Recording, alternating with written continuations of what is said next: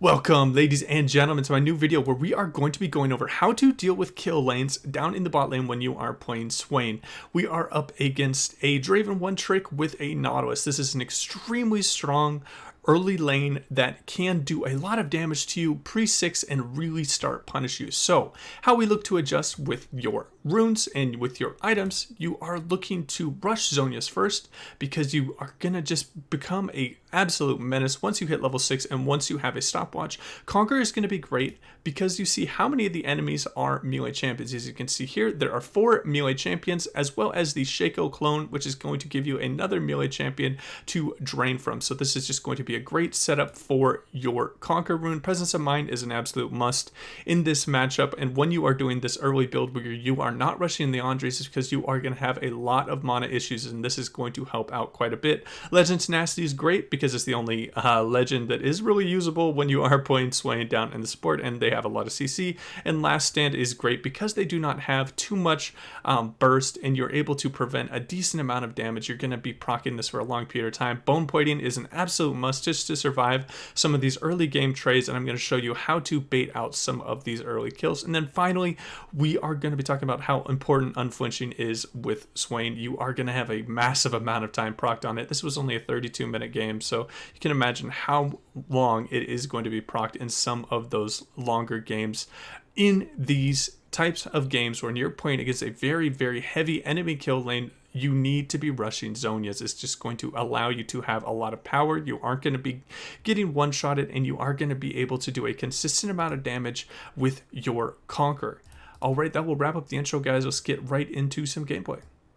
Alright, and starting to get into some gameplay, what you are essentially looking to do here when you are going into these tougher lanes is you want to extend the trades against the enemies where they are going to look to punish you. They think that they are stronger and that they should win, and you want to really bait them down into your tower because they are really reliant on getting some early kills to start snowballing. So we're going to use that aggression towards them. We're going to be looking to ease many targets, get our passive procs, get a little bit of healing, get some poke down, and really try and bait the enemy into very bad positions. I ping my Varus back here just to get back to the turret because we did not have any minions here, and this is where you can really look to punish the enemy. We get an E root under tower where he can't return or else he's going to take turret.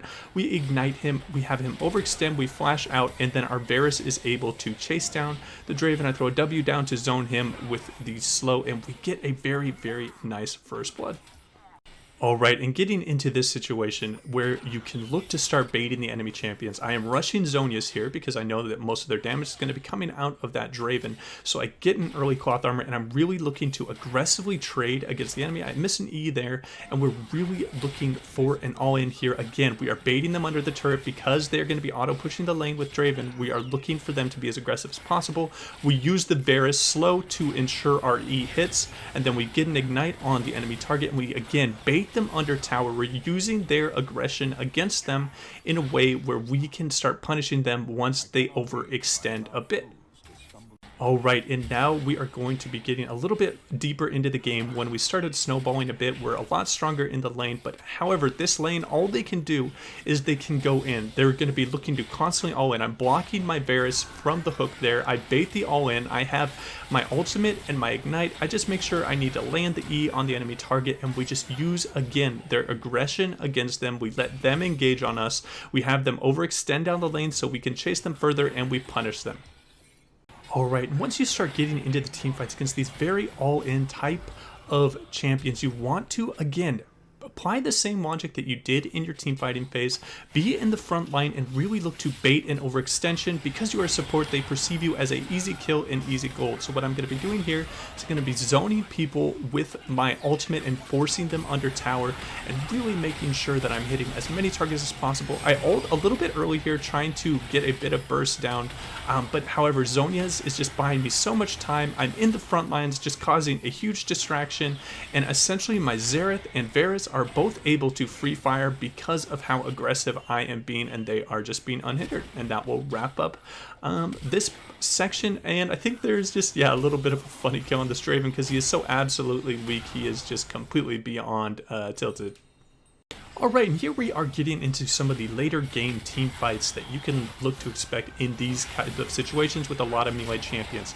I'm saving my pull to look to peel off any of my backliners from one of their divers. I'm using my ultimate to zone their range, so again, both my poke Xerath and my poke Varus can be unhindered in the fights, and they are just able to dunk on the enemy champions. I'm able to get a nice little grip on the stealth Shaco, and I needed to zone use right there, but you get the idea. And what your position is as support Swain. You need to create distance for your team, and it's really going to enable them to put out the maximum amount of damage possible in that certain situation.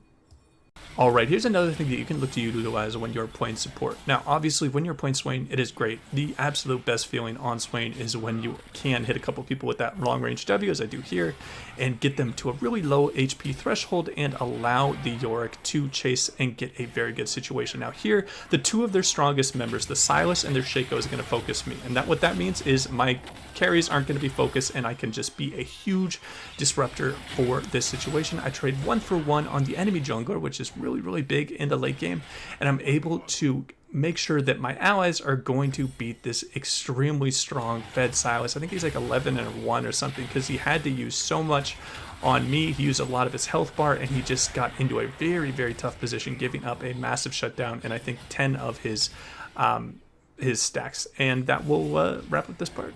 Alright, and another late game team fight where I am able to create a massive amount of space for my backline. I pull off as many of the enemy champions and make sure that they are looking to focus me. I use my Zonias when I feel like I'm getting a little bit low, can start healing, and my Xerath and Varus are both free shooting their massive amounts of poke on the enemy champions and just getting us into a very good state where we can win this team fight. Even though that we were in a 4v5 there, we were able to trade decently well. Yorick was able to get a turret. If our Xerath and Varus landed a couple more abilities, I'm pretty sure that would have just been game over. But again, that is how you want to be looking to play out team fights, is creating distance for your allies and doing as much damage as possible, getting as many slows, roots, and getting a fully stacked up ult to really just punish the enemies when they overextend trying to kill you.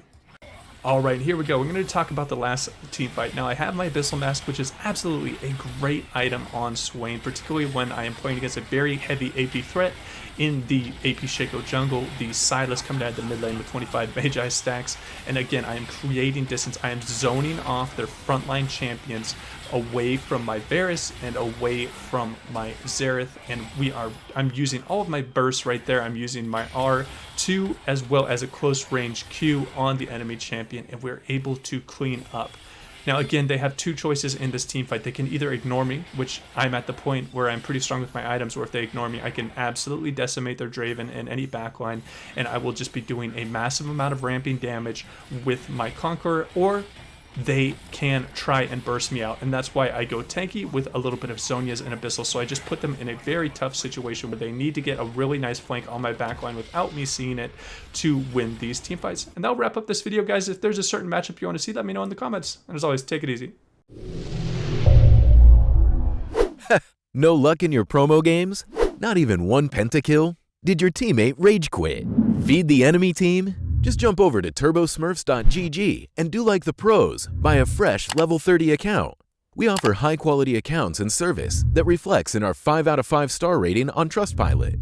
Not only that, but we also offer lifetime warranty on all our accounts and a daily loot box where you can win a free account. Link in the description.